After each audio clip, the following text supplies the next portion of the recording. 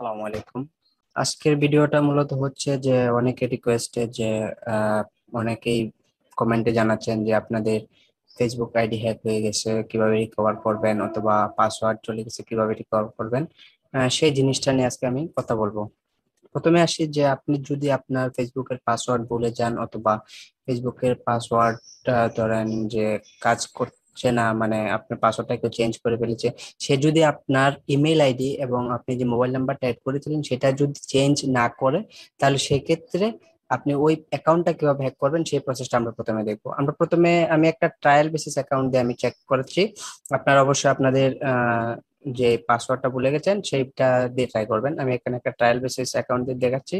আমরা প্রথমে এই facebook.com-এ আসবো। facebook.com-এ আসার পরে এরকম একটা স্ক্রিন দেখতে পাবেন। এখানে আপনারা যদি আপনারা আপনাদের এই অ্যাকাউন্টটা দেন এবং পাসওয়ার্ড যদি ভুল দেন, তাহলে দেখতে পারবেন যে লগ ইন দিলে আপনারা যেহেতু পাসওয়ার্ডটা ভুলে গেছেন, সেহেতু এখানে লগ ইন দিলে ভুল দেখাচ্ছে। দেখেন, আপনি যখন লগ ইন করতে যাচ্ছেন যে বলতেছে যে রং ক্রেডেনশিয়াল, সেক্ষেত্রে কি আপনার অ্যাকাউন্টের পাসওয়ার্ডটা অবশ্যই কেউ হ্যাক করে ফেলেছে অথবা চেঞ্জ করে ফেলেছে। সেক্ষেত্রে যদি ওই আপনার পাসওয়ার্ডটা চেঞ্জ করার পরেও যদি আপনার কাছ থেকে আপনার পাসওয়ার্ডটা না নিয়ে থাকে, আপনার মোবাইল নাম্বার এবং ইমেল আইডি যদি চেঞ্জ না করে থাকে, সেক্ষেত্রে আমি এই প্রসেসটা প্রথমে দেখাচ্ছি সেক্ষেত্রে কিভাবে করবেন। সেক্ষেত্রে আপনারা তখন ওই ফরগেট পাসওয়ার্ড দেবেন। এখানে আপনাদের ফরগেট পাসওয়ার্ডটা দিলে, ফরগেট পাসওয়ার্ড দেওয়ার পর এরকম একটা স্ক্রিন আসবে। এই স্ক্রিনে আপনি আপনার যে নাম্বারটা দিয়ে অ্যাকাউন্টটা খোলা ছিল অথবা যে ইমেল অ্যাড্রেসটা দিয়ে অ্যাকাউন্টটা খোলা ছিল, এই অ্যাকাউন্টে আমার ইমেলটা ভেরিফাই করা নেই, শুধু আমি আমার নাম্বারটা দিয়ে দেখাচ্ছি। আপনারা এখানে সার্চ দিবেন। সার্চ দেওয়ার পরে যে আপনার নামে যে অ্যাকাউন্ট আছে ওই অ্যাকাউন্টটা এখানে শো করবে যে আপনার অ্যাকাউন্টটা। সেক্ষেত্রে যদি হ্যাকাররা আপনার ইমেল আইডি অত আর নাম্বারটা চেঞ্জ না করে, সেক্ষেত্রে আপনার ফোনে অবশ্যই একটা টেক্সট চলে আসবে, অবশ্যই আপনাকে একটা ভেরিফিকেশন কোড দেবে যে রিসেট করার জন্য। যদি চেঞ্জ করে ফেলে তাহলে এই জায়গায় আপনার নাম্বার না দেখে অথবা অন্য কারো নাম্বারটা দেখবেন। সেক্ষেত্রে যেহেতু চেঞ্জ করে নাই, সেক্ষেত্রে আপনারা এরকম একটা স্ক্রিন পাবেন। তখন আপনি এখানে কন্টিনিউ দিলেন। কন্টিনিউ দিলে যে আপনার এখানে একটা কোড আসবে, একটু অপেক্ষা করে আমরা এই কোডটা আসার জন্য আমরা একটু অপেক্ষা করি। অলরেডি আমার এখানে কোডটা চলে আসছে। আমি কোডটা দিচ্ছি 066 306 066 306। তখন আবার যদি কন্টিনিউ দিই, কন্টিনিউ দিলে আপনি দেখেন যে ওনারা বলবে যে একটা নিউ পাসওয়ার্ড সেট করার জন্য অথবা একটা নতুন একটা পাসওয়ার্ড দেওয়ার জন্য। ধরেন আমি আমার এই অ্যাকাউন্টের নতুন একটা পাসওয়ার্ড দিলাম। পাসওয়ার্ডটা দিচ্ছি, যেহেতু আমি পাসওয়ার্ডটা সেভ দিচ্ছি, এখানে পাসওয়ার্ডটা আমি হাইড রাখছি। আপনি আপনার স্ট্রং পাসওয়ার্ড দেবেন। অলরেডি আমাদের স্ট্রং পাসওয়ার্ড কিভাবে তৈরি করতে হয় সেইটার উপরে একটা অলরেডি ভিডিও ক্রিয়েট করা হয়ে গেছে, আপনারা ওই ভিডিওটা একটু দেখে নেবেন। এখানে আমি পাসওয়ার্ডটা একটা স্ট্রং পাসওয়ার্ড দিলাম, যার কারণে পাসওয়ার্ডটা কিন্তু আমার এখানে স্ট্রং দেখাচ্ছে। সেক্ষেত্রে কন্টিনিউ দিলাম।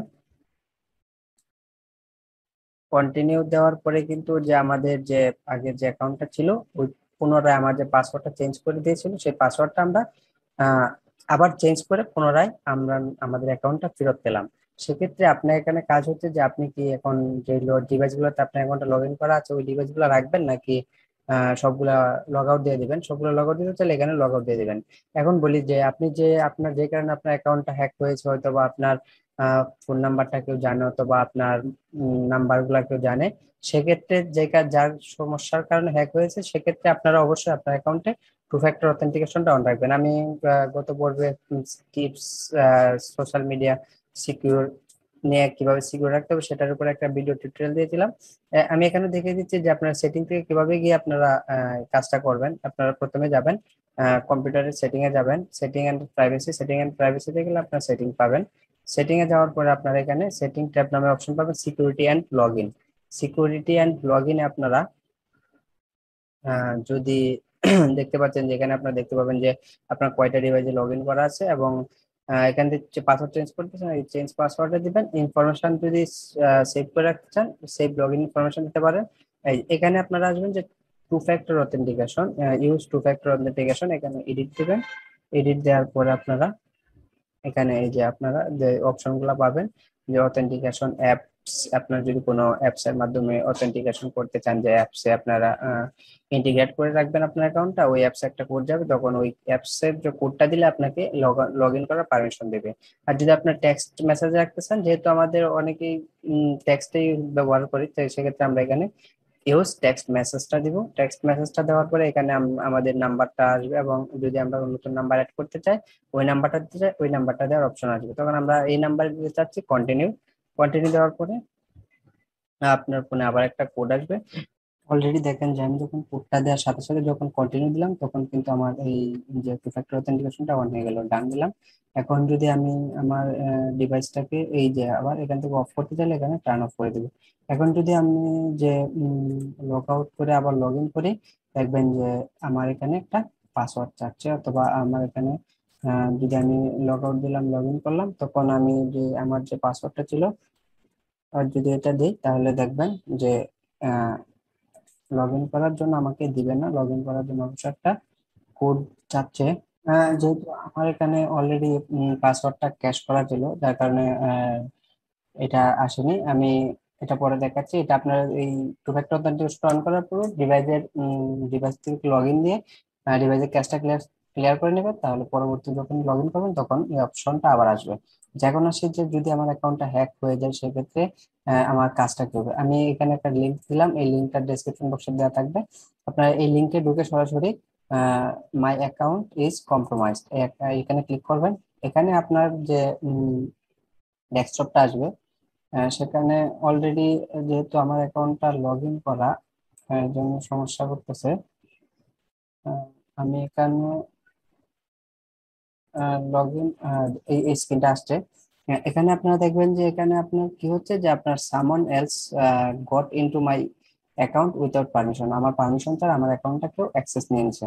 তাহলে আমি এখানে দেবো যে কন্টিনিউ। কন্টিনিউ দেওয়ার পরে আমাকে কিছু চেক করবে যে আপনার যদি আমার অ্যাকাউন্টে অলরেডি লগ ইন করা আছে, যে সে কারণে আমার লগ ইন করতে হয় না। আপনি আপনার যে ইমেল আইডি এবং ওল্ড পাসওয়ার্ড ছিল, ওল্ড পাসওয়ার্ড এবং ইমেল আইডি দিয়ে লগ ইন করবেন। লগ ইন করার পরে এরকম যে অপশন সিলেক্টর অপশনটা, এই অপশন সিলেক্টর অপশনটা আপনার সামনে আসবে, এবং গেট স্টার্টেড দিয়ে আপনারা যে কাজগুলো করেছিলেন, যে দেখা গেল যে আপনি একটা পোস্ট করলেন কারো পেজে, আপনার অ্যাকাউন্টটা হ্যাক হওয়ার পরে কেউ বিব্রতকর পোস্ট করলো, লাইক দিল, কমেন্ট করলো, এইগুলো আপনি দেখে দেখে ডিলিট করতে পারেন। যেমন দেখেন যে এখানে আমাকে প্রথমে বলতেছে যে আমার অ্যাকাউন্টটা কি কি চেঞ্জ হয়েছে লাস্ট কিছুক্ষণের মধ্যে। তো দেখতে পাচ্ছি যে আমরা পাসওয়ার্ডটা চেঞ্জ করেছি, ফোন নাম্বারটা আমরা টু ফ্যাক্টর অথেন্টিকেশন অ্যাড করার সময় ফোন নাম্বারটা দিয়েছি, যার কারণে এটা রিভিউ দেখাচ্ছে।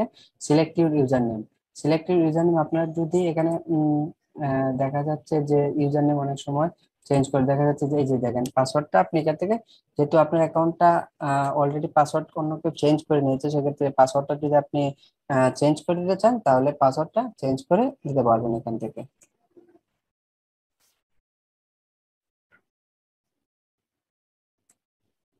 এটা দেওয়ার পরে আপনারা দেবেন কন্টিনিউ। আপনাকে প্রত্যেকটা ডাটা চেক করবে। অলরেডি এটার সাথে ওল্ড পাসওয়ার্ডটা মিলে গেছে, আপনারা নতুন একটা পাসওয়ার্ড দিবেন।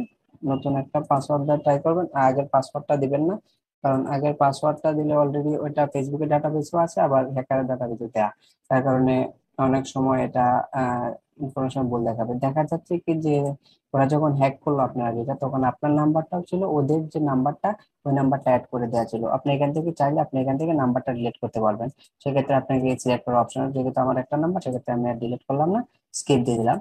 যদি আমার কোনো সমস্যা না থাকে, দেখা গেলো যে আমার দেখা গেছে এই যে দেখেন যে একটা অপশন আছে ইউজার নেম, আমি অলরেডি একটা আমার ইউজার নেম ছিল আগে, এটা আমি এটা দিয়েছি। এখন এখন কি ইউজার নেমটা যদি আমরা চেঞ্জ করি, তাহলে যে যদি আমি একটা ইউজার নেম ডিলিট করতে চাই, যে আমার ইউজার নেম এটা ছিল, অথবা এই কারেক্ট ইউজার নেম এটা, তাহলে আমাকে এখন বর্তমানে যে ইউজার নেম আছে সেই ইউজার নেমটা যদি দেই আমি, তাহলে আমার আইডিটা ফেরত আসবে। তো সাবমিট করলাম। সাবমিট করার পরে তো আমার যে সবগুলা ঠিক থাকে, ঠিকঠাক থাকলে আমার নিউজ ফিডে নিয়ে যাবে। আশা করছি সবাই বিষয়টা ক্লিয়ার। তারপর যদি কোনো সমস্যা থাকে অবশ্যই কমেন্টে জানাবেন, আমরা পরবর্তীতে আরো ডিটেলসে বলার চেষ্টা করব। সবাই ভালো থাকবেন, আসসালামু আলাইকুম।